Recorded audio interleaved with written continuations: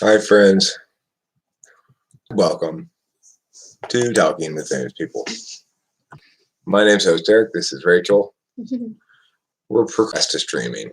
We're going to be cleaning today. We're going to be doing some chores. We made big plans to do that. We're going to do it after we ate breakfast. And then I pushed go live because I thought, it doesn't really sound that fun yet. Maybe it'll sound fun in a little while. But cleaning. Yeah, I think after this maybe. Yeah, it's going to really start to sound fun. Maybe around the end of the live stream, we'll start cleaning while we're streaming. Ooh. And then the momentum of cleaning might. I could start with that easily.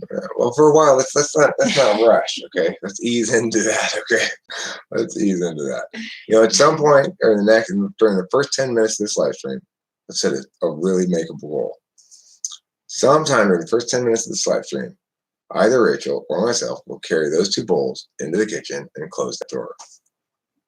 That's a makeable goal. Very cool. Yeah. So if you have any questions about procrastination, life streaming, cognitive functions, cheese,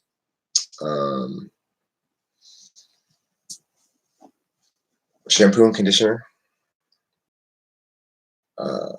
fashion trends for 2020, what's the new color? What's this year's new orange? Is orange? It might be.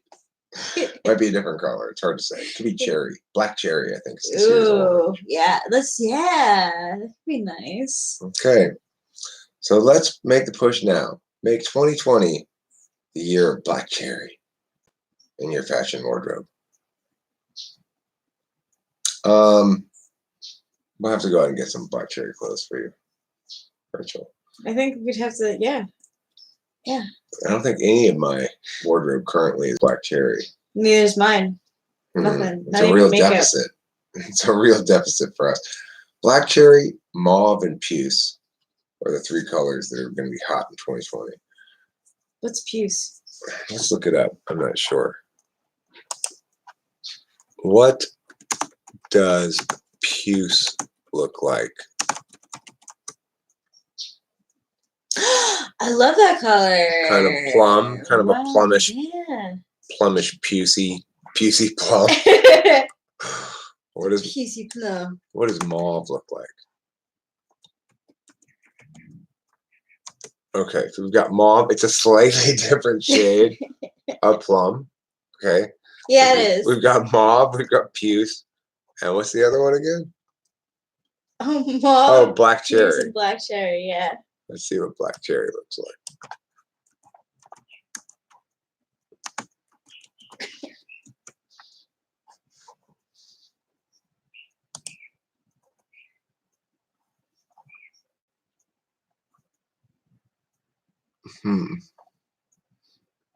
So it looks kind of like reddish. Yeah. Reddish, purplish. Yeah, deep red, purple. Right. Like this color right there. That's black cherry. Yeah. So those are the three colors for this year. Good morning, light bulb. Nice to see you again. And Mushi, something. Well, that's better than nothing, I guess. Yeah.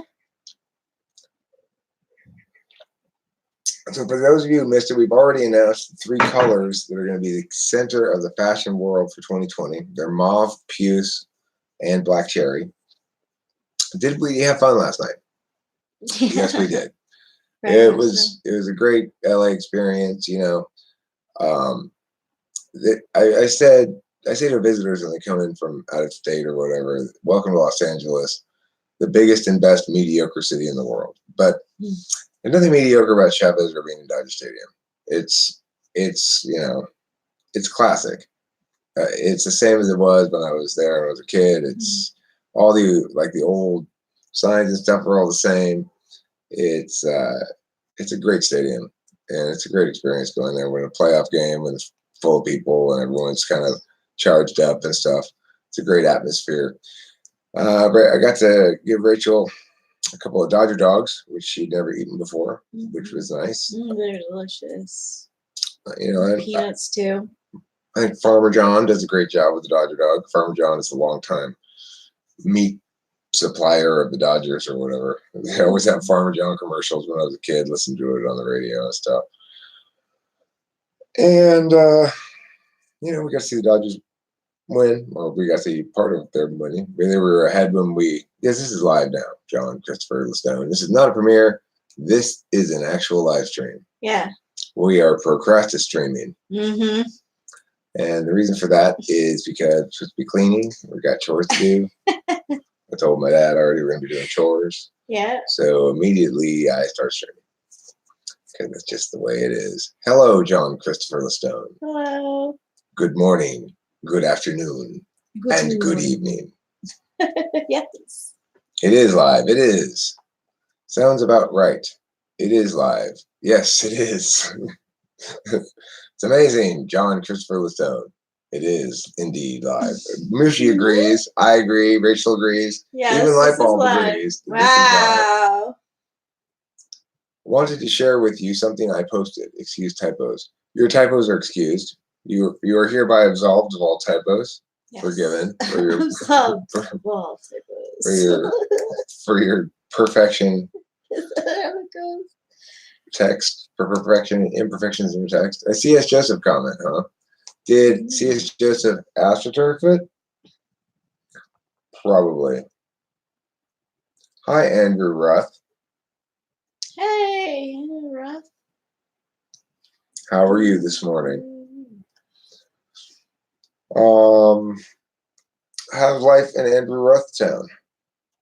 Are you living large? Being Andrew, being Ruth? Here comes my dad. Uh-oh, that's tough. Hey, Dad, what's up? Give me a hand with the chair, would you? Sure. Rachel, can you hold down the fort here for a second? Sure.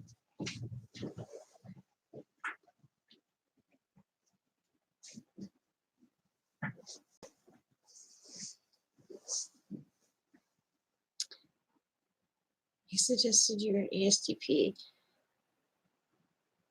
John Christopher Stone. As you know, he suggested you were ESTP. John Christopher Stone. And that ESTP had loyal fans. So, did he make a comment about that?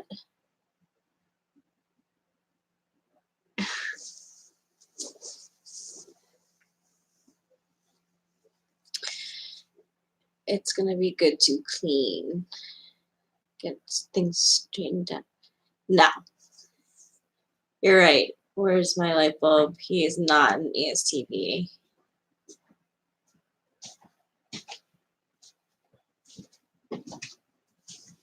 Loyal fans.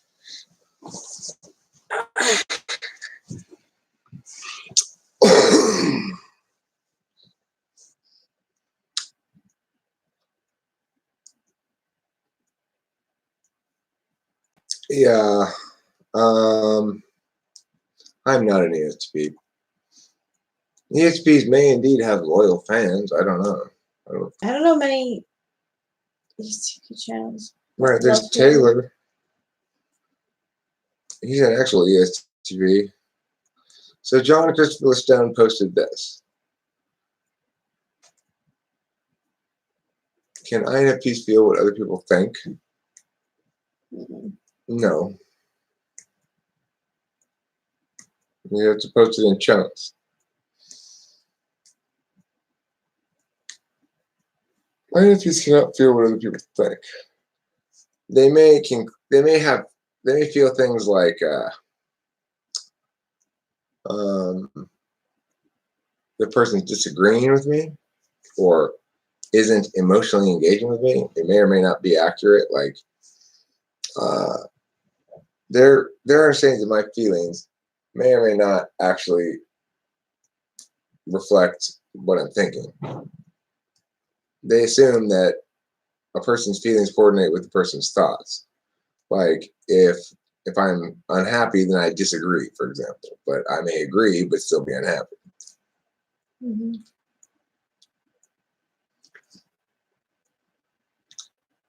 Not all, but many ESPs can be very selfish in their endless pursuit of opportunity. On the whole, people don't respect this, so they are not the type that strike me as having loyal fans more than any other type. I mean, I generally agree with that. But, I mean, there is a sort of certain quality to ESTPs that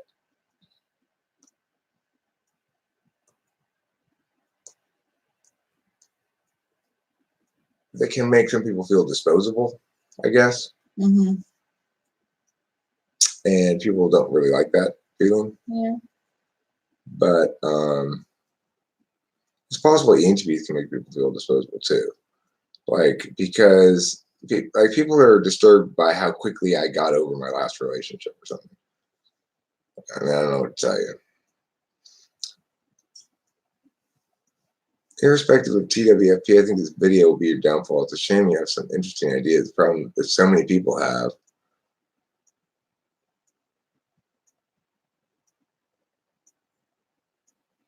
No, Brett, I agree with you, Lightbulb. Other beta quadra people aren't really disturbed by that. They see that as how life goes. You know, that you've got to, like, you got to earn your keep or something in life. Beta quadra inherently sort of understands that. The problem that so many people have with you is not necessarily loyalty to the TWP tribe, but rather that you do not debate. You use your system with no room for maneuver.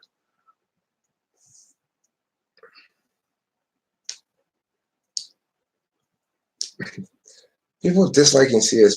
Joseph has nothing to do with loyalty to me. It has to do with his fucking failures. Yeah.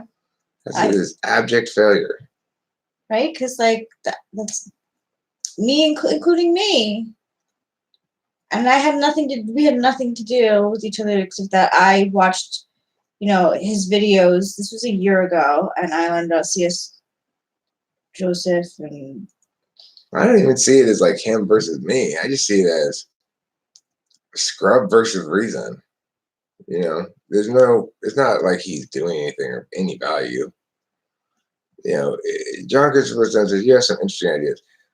And he really doesn't have any interesting ideas. He took these things from various places and he just sort of mushed them together, a few different things, and that's it. It's like whatever. yeah. This total lack of compromise and inability to debate could be indicative of ESTJs. Perhaps you are not ENTJ after all. One thing for sure, you are not ENTP. That is for sure. That is indeed for sure. I've never seen evidence of any with you whatsoever. In fact, your whole approach is so far removed from anything I can imagine an ENTP engaging with. Yeah. Well, Andrew Roth, he took clips from a couple different videos, just like a couple seconds here, a couple seconds there. I mean, you have to watch it. It's quite ridiculous. Mm-hmm. You could watch my response to it where I excerpt him something too. It's surprisingly like boneheadedly just nothing. He's got nothing. What it boils down to, he's got absolutely nothing. So it's not like there's any kind of battle going on. It's just whatever it is. It's just kind of a joke as far as I'm concerned. Oh, that's fine, John Christopher the Stone. It's interesting. It's a good comment. Do you think he left it up there? He used to type himself as INTJ, and then he realized he was just living in his shadow self. Uh-huh. Okay. Since Mom. I'm an ENTP. Rachel's an ENFJ. Mm-hmm.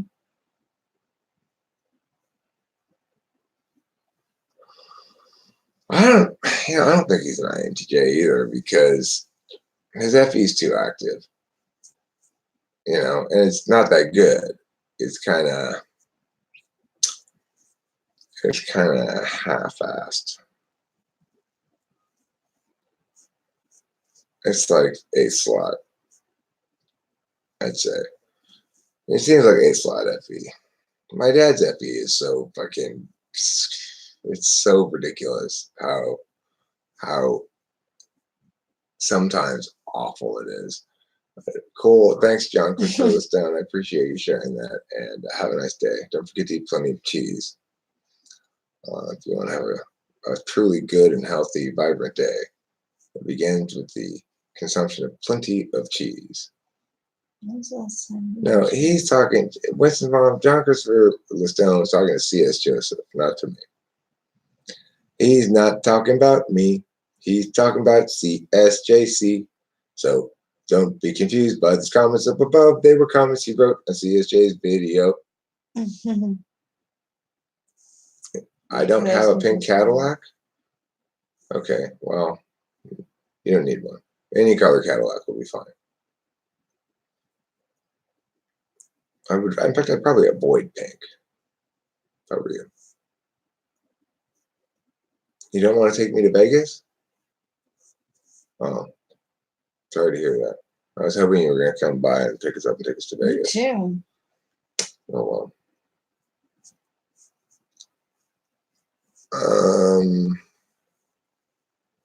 See your comment. What is on the schedule for today? All right, Procrastistreaming. Okay, I'll check it out. What we're doing right now is Procrastistreaming because we're supposed to be cleaning, we're supposed to be organizing, putting a handle on shit. And once I realized we were supposed to do that and became this like, doesn't sound like playing at all, then I just started live streaming because it was like, well, we can start a little bit later. It's fine. We don't need to start right this second. Now, this live stream brought to you by Adderall. This live stream is actually brought to you by waiting for the Adderall to kick in. It takes about an hour for me at this, in this stage of sleepy week and everything. Bye, JCL. Bye. Jackal. You're the jackal. You're the jockal. Jackal. You're the jotchel. JOCHLE. I like organizing and dislike cleaning. Floors are the bane of my existence.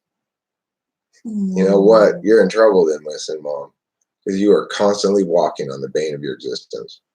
It's befouling your feet at all times, rendering you less and less ontologically comfortable the more steps you take. You just better learn how to levitate or just lie down on a bed all the time, or else you're going to be in big trouble. I'm going to smoke a cigarette. Rachel, can you talk a little bit about what it's like interacting with my father while I'm gone? Sure. Because I don't think people would quite believe how it's actually like around here with Dad and his ways. Well, we woke up. We were woken up early. Like earlier than normal anyway. 8:30. 8:30, yeah. Felt like later, but it was early. And he tells Eric that he's getting the air conditioner vent cleaned. And Eric was surprised because it was like, why? And so his dad woke up and there's nothing really to do around the house. A lot of it has been taken care of. So because there's not that much to be taken care of, his dad is getting little things fixed and tinkered with around the house, and asking us to clean and stuff. And he basically he'll just have a list of things that there's to do during the day, what's going to be done at what time, telling us what we have to do, and just it just always becomes just like a big list of things that like there's things to accomplish, and sometimes we're like, okay, like Eric was like, what, like when do we have to like do this by? So regarding like storage units, I think, and it's just like a lot of information with a lot of detail, um, in like in such a systematic way, uh, and it's all very like no nonsense. But stuff gets done like around the house. But yeah, I feel like your dad, like you said, like your dad is really looking for things to like do because there isn't actually anything to really fix. He has to find a problem to solve all the time. You know, this morning he came in and okay, you know, something wrong with your car. There's nothing wrong with my car. He said the same thing yesterday. He didn't like the way it starts, or he's not used to the way it starts, or something. I don't know. And he's like, "How many towels do you have back here?" Well, the only reason we have towels is because we're waiting for the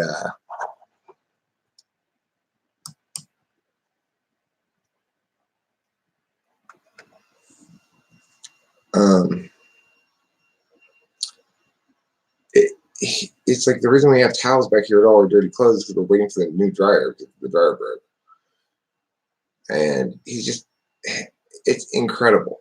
It's incredible the amount of little nitpicky things that we got to deal with all the time. And he comes back here all the time, telling me something else. It is draining. It's draining, but at the same time, it's like I'm looking at it against alternatives. So there are a lot of things that make living here and being here easy squeezy and comfortable and pleasant too. And it just comes with the territory. So it's a good enough deal. It's like it really is. Yeah. And it's also like I feel like I have a duty as a son to be a good son in general and do the best I can for my dad. And my dad is kind of blind to what's important to him sometimes, with this fourth slide F5. Order is like comfort food for them. It can breathe better and then relax a bit. Plus, you prove your value. They need you to feel you're useful. I know that. And we make a point of being as useful as possible around here.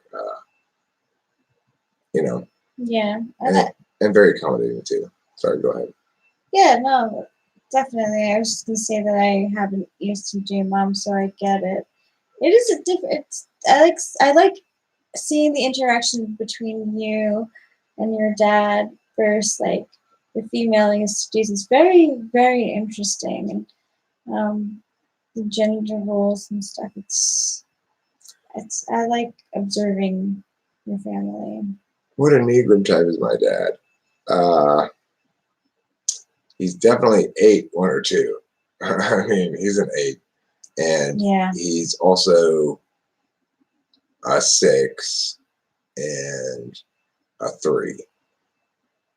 He's 8 and 6 and 3s in some order, I would say.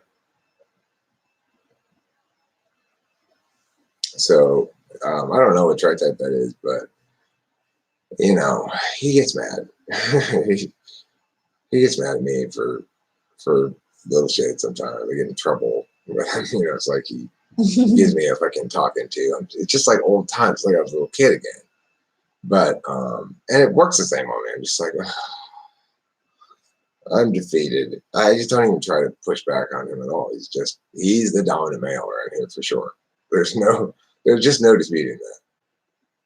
It's not a role I'm accustomed to. I'm used to being dominant male wherever I go, but because it's my dad, it's okay. I can deal with it. It's good for me. It's good for me to defer. My dad deserves all the respect I can possibly offer him anyway. So the thing is, I appreciate all the value he's done, provided in my life, and how much he's ultimately cared about me. and I respect his ways too. It's like they're not my ways, but they certainly are effective for him and for the family and everything. And he makes sure everything's running smoothly, you know. Make sure mom's taken care of, and make sure that everything's working properly. Gets the air conditioning fixed when it's not broken. He's gonna get this blind fixed out here, which is nice. which is great. You know? Yeah, it does. It's so helpful. It really is. And I see the 8 energy that you're talking about too. Definitely. It's definitely different than the 1 energy. They're both, one, I don't know what Enneagram 1 is. I know 8 is gut. I don't know what 1 is. So like, One's gut too. 8, 9, and 1 are gut. 8, 9, 1 are gut. Yes, I do offer typing sessions, Mhm. and you can see a video of what it looks like. We've got typing sessions published. I'll try to rearrange the front page maybe today and get them more easy to find. There's a link to a schedule. The schedule is not really updated yet, but you can email me, and Spacey will follow up with you and schedule a time and talk to you about the cost and things like that. It's an hour-long session. We do process analysis. You can have me or Spacey or both of us.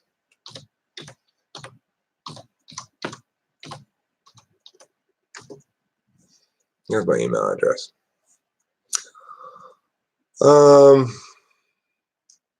Cool. I think you'll find it's well worth the time. You know, it's we do a good job. We do a thorough job, and we take it seriously.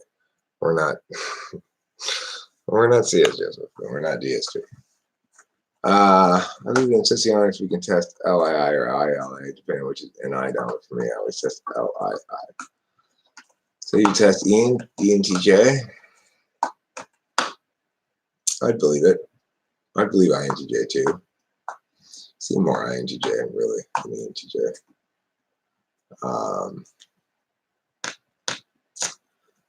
So Jean Grey test INTJ and classic MBTI only was to INTP, and Eric Thor's Socionics one will test.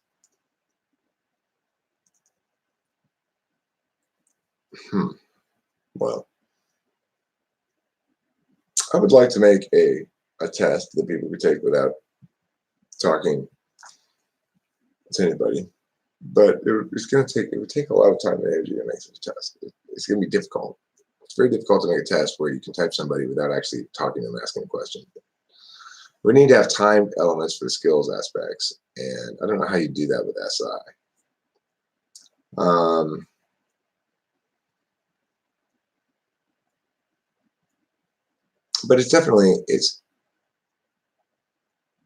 But what I'm saying is I would like to have some sort of online test that I develop that people can take.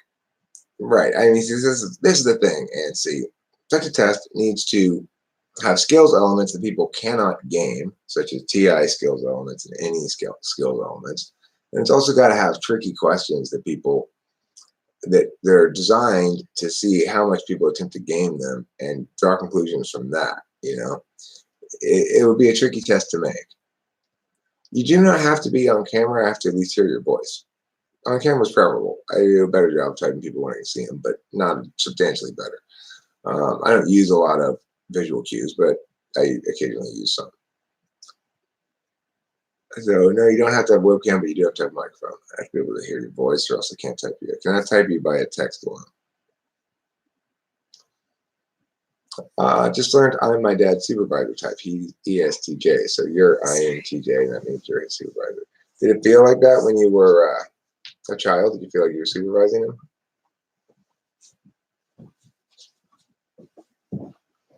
We can all sing together. Cool. Are you coming back? Yeah. Okay.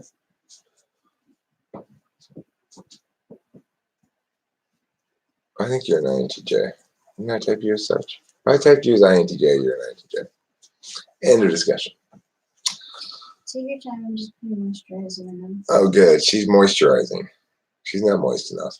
The more True. you take them, the less objective, because the questions are all the same, and in the end, you know what functions they're testing.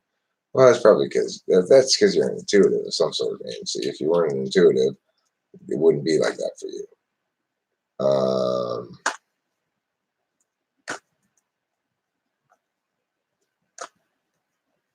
Getting moist, dampening. Right.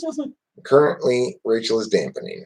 She's dampening her face. Yes, I did need to be moisturized. Jean Grey can be INFJ. I don't think she is. Hey, I'm not sure though. I'm not sure. She says, no, I'm not an INFJ. And such a bad. Which types the most likely to repeat the same stories as someone, seemingly unaware they've already shared this story multiple times? SI tool users, especially ESTJs and ISTJs. ESTJs and ISTJs both do that. ESFJs have FE to sort of be a little bit more aware of that. If Spacey typed you INTJ, then you're INTJ probably. I haven't typed you, but you know. Yeah, but he said it's hard. Well, I mean, there's a language thing that makes it a little bit more challenging, but it shouldn't be that difficult to tell INTJ from INTP. Yeah. If Spacey's not sold on you being an INTP, then you probably aren't, because people can generally smell their own type. I can smell ENTPs. Sometimes they disagree with me, like Soft Street dude. He's an ENTP who says he's an INTP with some sort of like, well, it's good. I did a bunch of Adderall that day, and I should have mentioned that.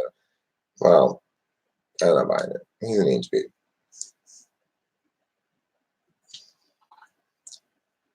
So yeah, he's almost certainly right about that. Then people can smell their own type. When I come across an ENTP, although to be honest, sometimes it takes me a while to realize or settle on the fact they're an ENTP. Sometimes I can tell right away. It takes longer when there's a language issue, or because the thing is, you can tell NTPs by how they talk pretty easily if they're native speakers of English. But if they're not native speakers of English, it becomes more challenging.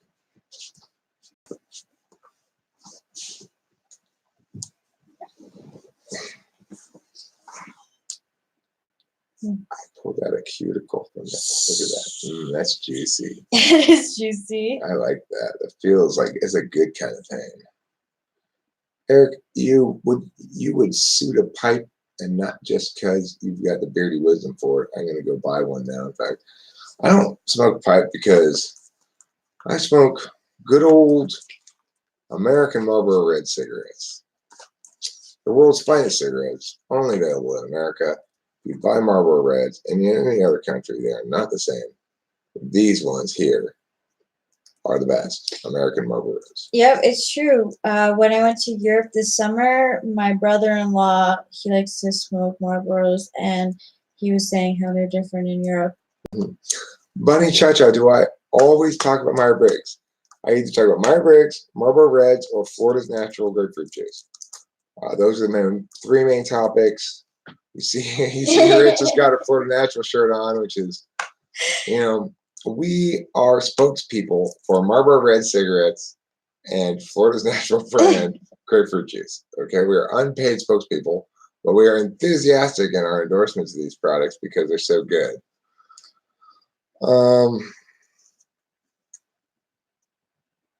And C says, I actually think I'm a slightly different personality when I speak English as opposed to German. I realize I'm still the same type I do under a different frame. You got to translate stuff. Nice to meet you too, Bunny Cha-Cha. I like your name, Bunny Cha-Cha. You're not getting paid for enough for these endorsements. I'm not getting paid anything for these endorsements. Yeah, I am hopeful though. That's okay for the spelling errors. I am hopeful though. Rachel and I both have our fingers crossed that Florida's Natural brand grapefruit juice will someday send us some coupons for some free grapefruit juice. We got 5 cartons in the garage fridge right now. I shit you not, we've got 5 cartons of Florida's Natural.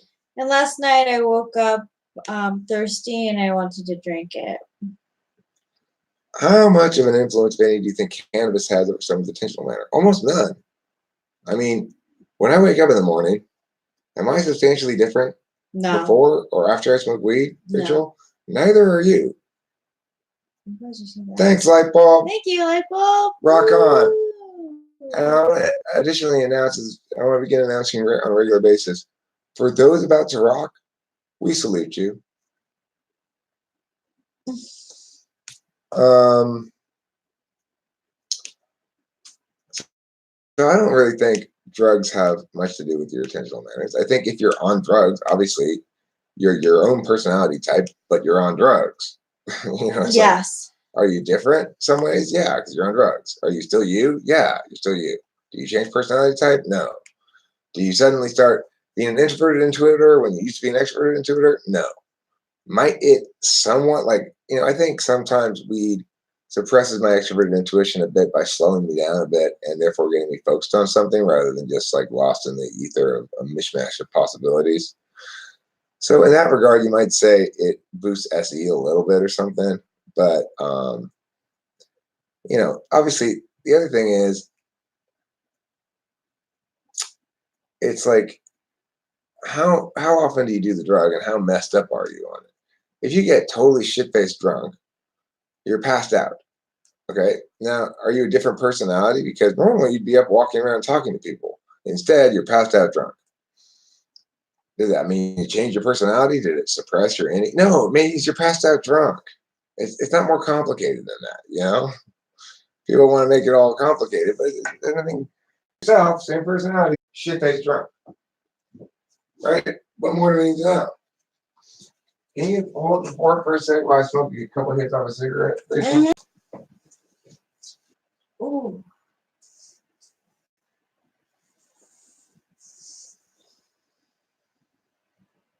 Hmm.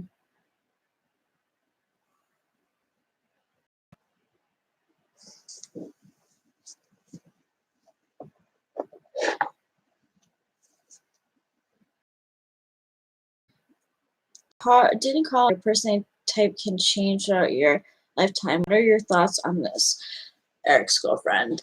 That's a really good question. I actually don't know if he said that, but sometimes I have questioned whether that actually can happen. Because I think if I were to be typed as a child, I was very shy. So, I think a certain advanced test would be able to still see through that, but I wouldn't rule it out. What I do like about Jung is his archetypes, the hero's journey. I would look into that. That's extremely interesting, and that does explain personality differences and changes throughout a person's lifetime. I mean, I think a person's general affect can change over time and should change over time. It's part of the optimization process. Yeah. But there's a video of me at 17 being interviewed about a question of a new law in Arcadia about a party. And my answer then is the same as it would be today, frankly. And I sound like the same guy, make the same kind of arguments. I'm the same guy. And so the thing is, no, your personality type doesn't change. Yes, your affect does. I'm a lot more optimized now than I was when I was 17. I'm a lot more grown. I've learned a lot. I've developed some skills that are useful and they give me some sort of, legitimacy in terms of competency and stuff. And so forth and so on. In other words, my FE is developed. Yeah. Yeah, I think I agree. That's what I believe in too, that it develops. Third slot especially develops. Oh, that's interesting. Yeah, it is true. I mean, you killed it with your SE on this situation. Oh, thanks. You made all this shit happen. Yeah, I did. Things worked out too. They it's good came SE. together. That's good SENI, right?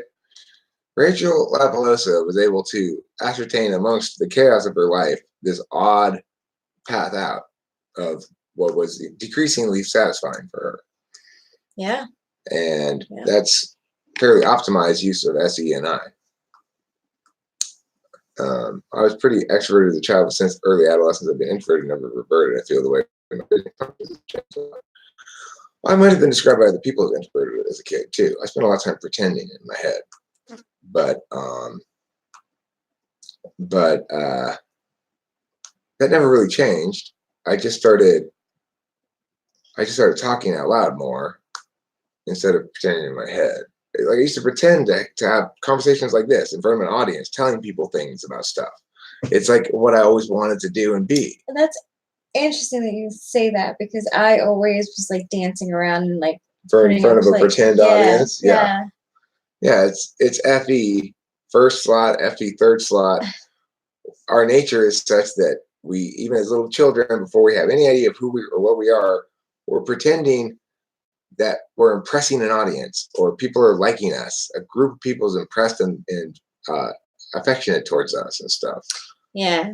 So it's, optimization for me is taking that pretend and making it reality. And here I am actually talking to an audience. People are actually listening to me. Now, I'm not on a stage as I would imagine myself as a kid, like on a talk show or something. I'm sitting here live streaming. The live streaming didn't exist when I was a kid, so I have no way I would have imagined this. But yeah, it's pretty gratifying as a consequence also, because it's something that I carried through with a lot of baggage through my adulthood. Like I wanted to be liked, I wanted to be respected, but I was neither liked nor respected. And that caused me a lot of ontological suffering because I didn't understand what I really wanted. I didn't understand. It's like I didn't have a frame of reference. Fair point, Eric. If you were an ENFP, what advice would you give to finish my song, my current dilemma? I've recently practiced thinking out loud. Funny you mentioned that. I mean, I start recording it. That's the thing. The way to finish a song is to start recording it. If you don't start recording, you're never going to finish it. And finishing it means getting a satisfactory recording of it. You may have to do it 4 or 5 times in order to get a satisfactory recording, but you start by doing it once.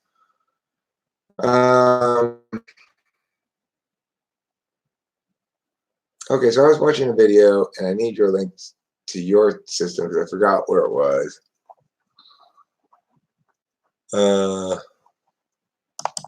Yeah, okay, I'll find something for you.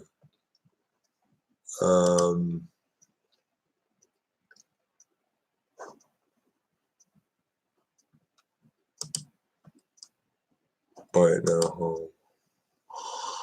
I pity the fool. Okay, so here's this. This will take you to where you'll be able to get it. Okay.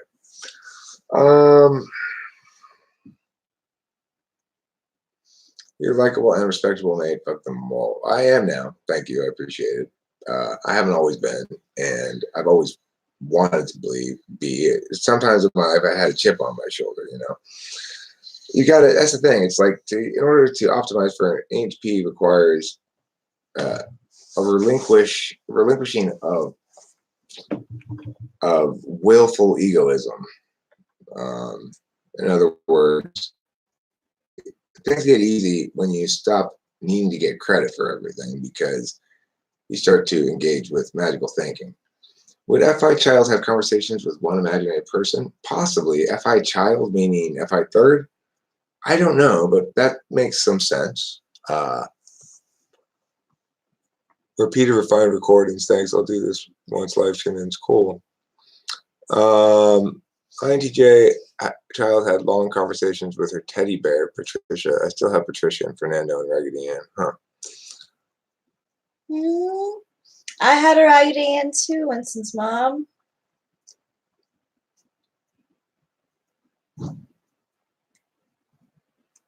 Magical thinking is important.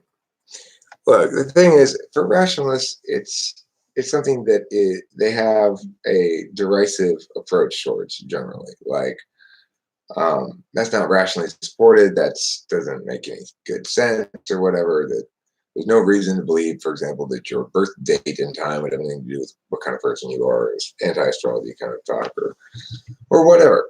But the thing is, it's another modality of understanding reality. And for rationalists, they need to incorporate some magical thinking. For magical thinkingists, they need to incorporate rationality. It's like there's no reason to have a less complete set of understandings of the world or a less adequate metaframe.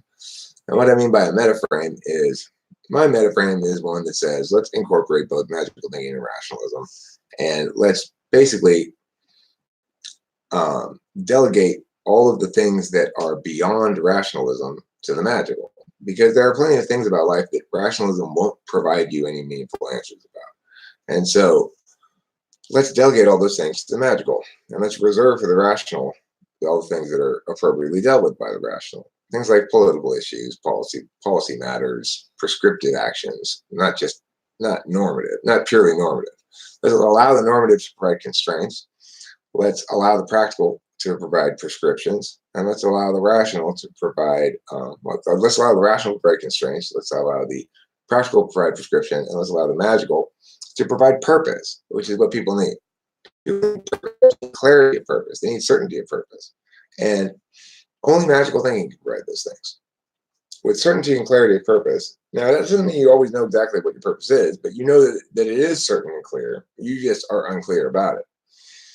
With that basic frame, then you know there's an answer that you're going for. You know you have a destiny. You know you're purposed by the slabs beyond just your own inclination, whim, will, appetites, desires, whatever. You've got a duty as a moral agent to be something and not something else. So if you don't have that, I think there's a ceiling on your optimization. You can only optimize so much if you can't believe. To me, it makes ESFJs and ESTJs kind of tragic because they're polar and I. And you know what though? Like if they're older and those are, that's their type.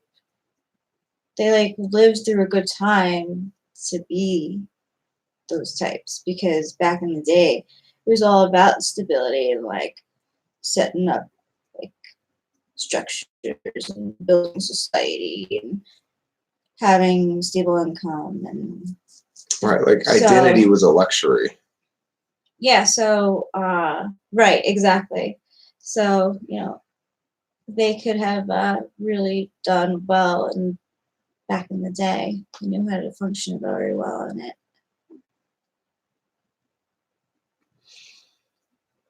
Older generations. When I was a little kid, I used to think I could see through my eyelids when I was going to sleep.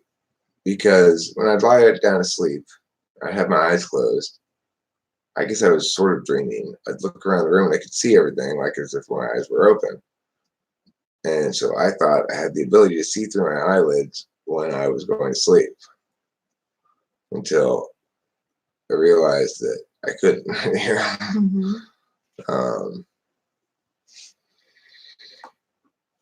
It was just some sort of weird dream, semi-dream that I'd have every night when I'd go to sleep, where I'd look around the room and I'd be able to see everything with my eyes closed. Wow.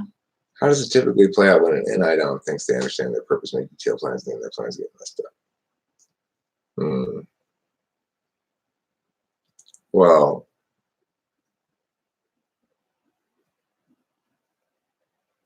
that's why you need the SE provision by somebody. If you have an SE partner, they're supposed to provide that SE. If they fail you and mess up your plans, you're going to be very upset at them. Seeking SE makes for a more critically needed fourth slot than seeking something else. Imagination is the next step in our evolution, McKenna suggests. Well, I would say it's more like communicative synergy. So it's like all of this communication is generating multiple synergies within multiple individuals about multiple things. And there's sort of a collective synergistic momentum as NI starts to gather up all the chunks of NE in the world and starts to surrender them. It's a process by which all the brains of the world intercommunicate. engage in sort of public discourse. And so Christina Bowman, you're probably upset at your boyfriend right now because you had plans and he didn't do the SE stuff you're supposed to do, and now they're all fucked up. Is he an SE dom? When someone would say, pretend being Marie, a princess, I would respond, no way, I'm Eileen, no chance. Oh. So then, the problem with NI, of course, is it's susceptible to toppling over by NE, just as NE is susceptible to being toppled over by SE. An NI person will say, here's the single course. But the NE person will say, well, you're right about that, and meow, but I'm blowing that shit up anyway. I've come up with some out of left field notion that's going to render the limits of NI meaningless. But it's only sometimes, right? Sometimes NI wins, sometimes NE wins. But, also, NI can only operate under the assumption that the system is relatively static, that the grammar of the system doesn't change. It's not an open system. So you can predict how impacts will arise from an action initiating vectors within the system. And if the system's actually open and dynamic, as most systems kind of are, your approximate static rendition of that is doesn't account for new systems within the grammar changing, and so when it does, then you're fucked. It's why ENTPs can beat INTJs at debate, provided they can come up with something clever enough. Which is, the INTJ gets more and more and more schooled in debate, like more and more learned in debate. It becomes harder and harder and harder to surprise them. And at the top level, you'll get the NTPs versus the NTJ, and it'll be Ooh, that's a good one. That's a really good one. Eric, can you tell any difference in your actions and how you behave relating to the amount of SI and the people around you? I guess I'm curious how your inferior function affects you. Rachel and I have a very sort of active relationship with SI because neither of us have a good relationship with it naturally.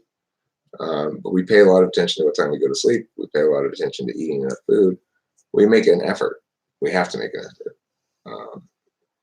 Sometimes I'll forget something. It's like shit like, I meant to bring in bottles of water before bed because I know that Rachel likes to get up in the middle of the night and drink some water, and I forgot to do it. And I'll try to remember tomorrow. Shit like that. But the good thing about SI is a lot of it is, it really manifests a lot in terms of how you know things, and there can be an odd blindness to NI in SI DOMs, even though it's 8th slot. They'll miss the forest for the trees a lot, Me? No, I'm talking about SI DOMs. Oh. Like, for example, the conversation with Tori and Spacey the other day, where Tori, approached it from one angle that was not paying attention to the NI determinant factors here. You know what I'm saying? It's like, we'll just leave it at that. Does it make you more irritable if there's lack of SI? Yes, it makes both of us more irritable if we don't have enough SI. Yeah. If we don't get enough food, don't get enough water, don't get enough sleep, we get irritable. And so as a consequence, we pay a lot of attention to it. A lot more attention to it, except for 14. 11 is the worst combined number of 14.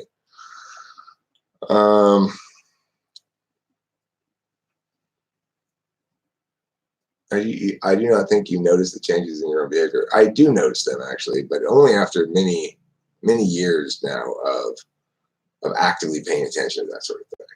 It's true that by default I don't, and I'm starving and angry, and then I realize after the fact, oh, I was hangry. Now I'm starting to be ahead of it, jump ahead of that game. But it takes a lot of work. It takes actually paying attention to it.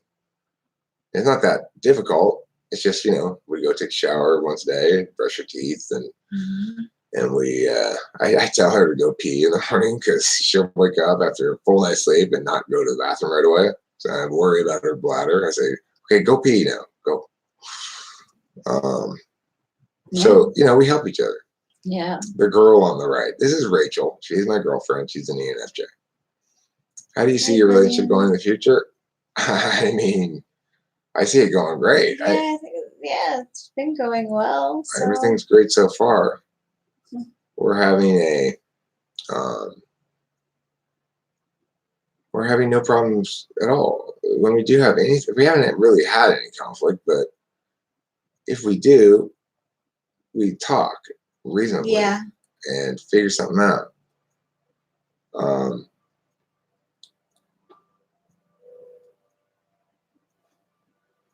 Yeah. Well, yeah, I'm nevertheless, I will try to get Rachel to drink more water. I need to get myself to drink more water too.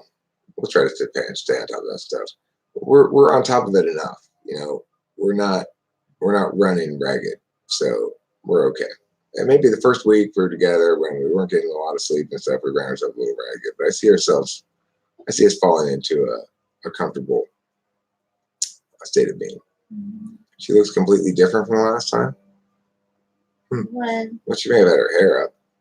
it's wet. My Also, hair's wet. her hair's wet too, yeah. And conditioned with conditioner. Yes. We're pretty comfortable. Like we have a very cozy room here. Thanks, Eileen. We had a very cozy room here. We slept last night in here. It was pretty cold outside, so we put the heater on it to like 80 degrees, and we didn't even have a blanket. What kind of conditioner? It's Tresemme.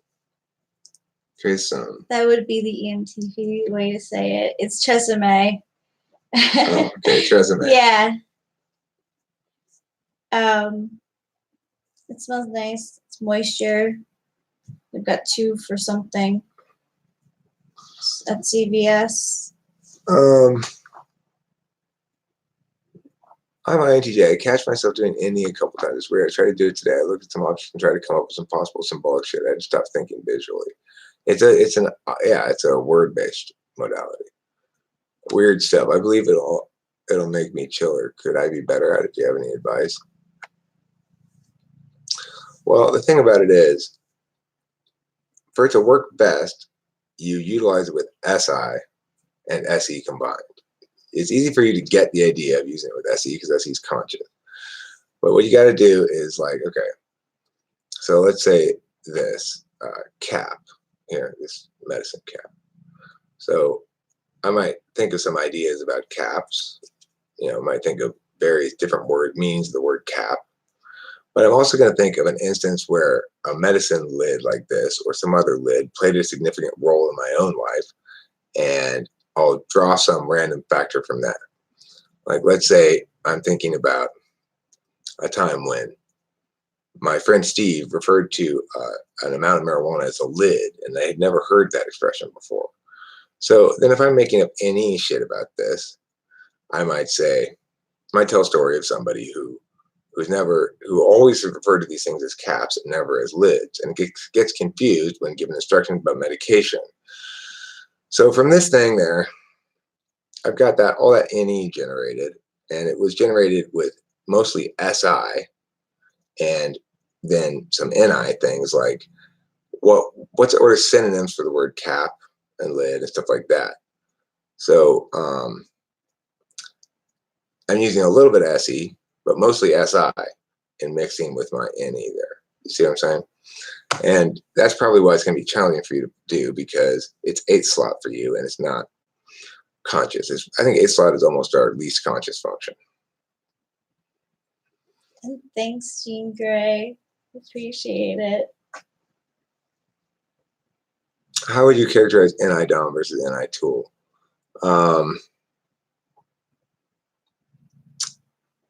Well, I mean, the main difference is the 3rd slot SE and the 4th slot SE. Rachel's very, very much likes to do things and feels cool, like practicing and stuff. NI DOMs don't really like to practice. They will practice, but they don't mind. They're not big practicers.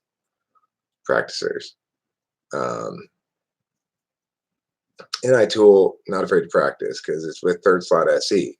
3rd slot SE finds doing the legwork of things, following through on what you say you're going to do and stuff like that, very satisfying. So it's one of those things where I have to be cautious about making promises, because if I do, I need to follow through on it, because it's going to be important to her. And if she's going to be happy, she needs to feel like she's scoring points on following through on things and getting shit accomplished and doing stuff, you know? Well, I'm a pretty doing ENTP. I do a lot of stuff. So I'm not too worried about fulfilling her needs in that regard.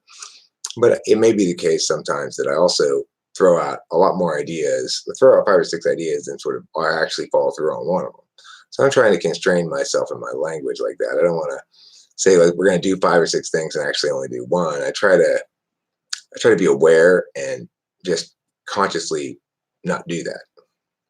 Keep my ideas inside until I'm confident about one that I think we're actually going to do, or just not say what we're going to do, just do it, start doing it. You know, like today we just started doing this live stream. I didn't say, hey Rachel, you know, before we clean, I think maybe I kind of want to live stream. And I just started live stream. So that's dewy enough. That's also like take advantage of an opportunity, right? Well, we have an opportunity to procrastinate. Let's take advantage of it. Yeah. Does Rachel find that satisfying? I'm not sure, but I definitely find it satisfying because at one point in my Instagram, my professional like title was procrastinator. yeah. Yeah, so Of course, you only procrastinate on things that you feel like you have to do or need to do. Even if they're fun, if you feel like you have to do it or need to do it, all of a sudden you want to procrastinate on it. And I'm not looking forward to cleaning and organizing. Sounds kind of fun. Sounds kind of interesting. It's going to be satisfying, but yeah, I'm getting ready. We're at an hour. I'm about ready to wrap this up pretty soon and start cleaning a bit. We can start cleaning while we're live streaming still, you know. yeah. I'm gonna listen to music. While you clean? Yeah. It's a good idea. I think I might as well. Can you describe the optimization of an ENFP like you did as an ENTP? I would say optimization is the mirror of it. The ENFP comes into life with the clarity about their own authentic self, and you know, this is who I am, take me as I am, kind of a thing. You know who you are, you know what's real to you and what's not real, but you need to learn what's communicatively defensible and why that matters. So there are areas in life where it matters who wins the argument, not what's authentic, and incorporating those areas into your understanding and saying, okay, these are spots where I have to prioritize something other than my tool function will help for sure. The other thing is ENFPs are ultimately gratified when they figure out how to do things, when they solve problems. So a solvency-driven life is going to be very satisfying to you, as a doing-driven life or a play-driven life is to Rachel, and also to me, frankly. Because the kind of things that I play at, which are FE-based things mostly, I get my FE gratification. Rachel is very great at like stroking my ego and stuff, which I just lap it up, you know. And I get a lot of positive commentary from the channel, and people say nice things, and you know, so my play and her play are very, very well coordinated. This is kind of a SE on a metaphysical plane. It's in her wheelhouse. She's an FE dom, but it also gives her satisfaction of doing something. She gets to watch herself later. She probably gets satisfaction from that, and all that kind of shit. So, in my opinion, the benefits of being with an ENFJ that I now have in my past relationship are everything in the world. One thing I would say is the wet food. This is not necessarily ENFJ, but it's specific to Rachel maybe, but the wet food phenomenon. In previous relationships, you know, I was with women that I didn't prioritize at all, you know, attractiveness necessarily. And that's fine. I think that's a fine thing not to prioritize and everything, except I found myself in this phenomenon where it's like I was only being, as a cat, I really prefer, and so I was always just like eating when I was hungry and not ever snacking or anything like that. Well, now it's just like nothing but fancy feast, and like the level of physicality in this relationship is much higher than any previous relationship like that. And it's great. It's very satisfying and gratifying. And like, oh my God, what have I been doing my whole life? But the other advantages are, like I said, she's got great FE, and she makes clear that I understand that she values, loves, appreciates me, thinks I'm smart and competent and stuff. And I do the same for her. I make sure I express to her how much I value her and stuff like that. That mutual positivity is very gratifying and not what I've had in the past. Her, she doesn't ever criticize me. What do we have to criticize each other about? Additionally, I would say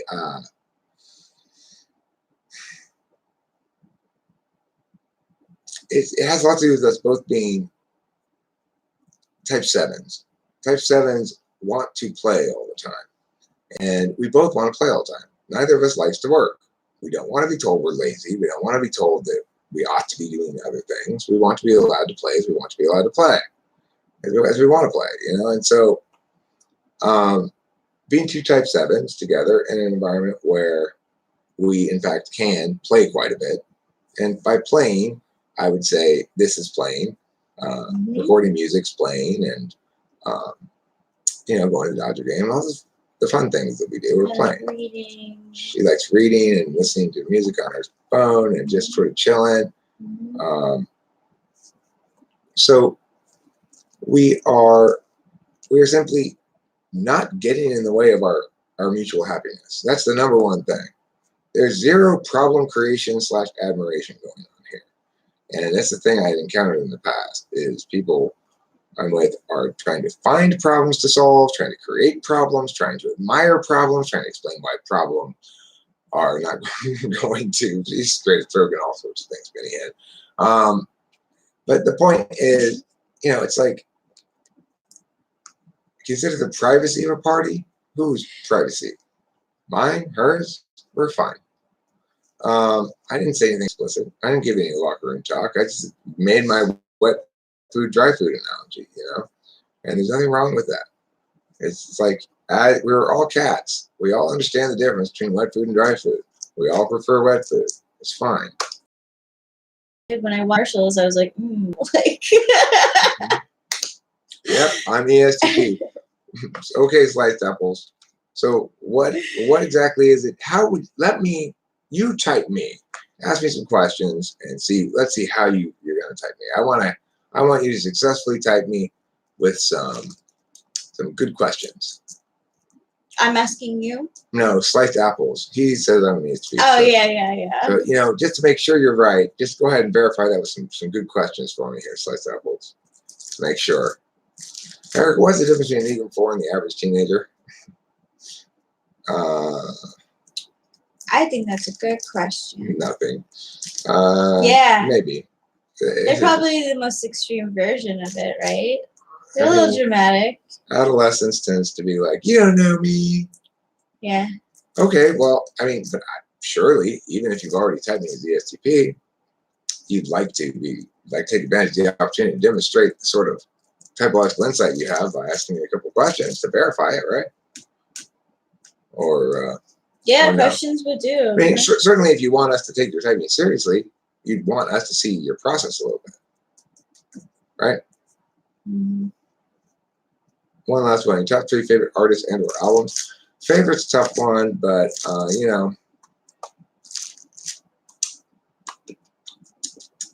I like. Joni Mitchell Blue is one of my favorite albums as far as full complete album. I wouldn't listen to the whole thing. That's a really good album. Nightfly by Donald Fagen is another album that I listen to. I normally listen to songs, like a lot of tracks. I've got my Snappy Tracks playlist, which has a bunch of hit singles that I like to listen to. I don't really listen to albums per se. I'm sitting so still, that's so